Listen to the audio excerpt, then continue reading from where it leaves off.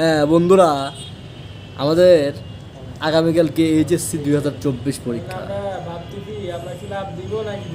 আচ্ছা হ্যাঁ, এই যে আমার বন্ধু সহ আমরা সবাই সিট প্ল্যান দিয়ে দিয়েছে। আমাদের কেন্দ্র হচ্ছে শহীদপুর স্মৃতি কলেজ, সেখানে আমরা আমি শেষ করি। কেন্দ্র হচ্ছে শহীদপুর স্মৃতি, সেখানে 6টি কলেজে সিট পড়েছে নাকি বাবেল, কি বলো? 10টি। তো আমরা শেষ পর্যন্ত আমরা 7জন একটি রুম থেকে বঞ্চিত হলাম, যে রুমে কিনা আমরা সব আমাদের অন্যান্য ফ্রেন্ড সবাই পড়ে গেছে।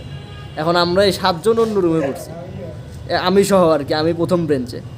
তো আমি এখন কালকে কি করব এটি নিয়ে আমি মানে হচ্ছে আমার অবস্থা খুবই খারাপ। আমি এখন কোথায় যাব আমি নিজেই জানি না। এর কারণে আমি এখন এই যে হোস্টেলের ছাদে অবস্থান করছি, 9তলা ছাদ। এখন আমরা এখান থেকে হচ্ছে লাফ দেওয়ার ইয়াতে আছি আর কি, প্ল্যানে আছি। দেখুন আপনারা দেখুন যে কত নিচু হবে আর কি বিষয়টি। এই যে 9তলা, এখান থেকে লাফ দিলে নির্ঘাত মৃত্যু অবধারিত।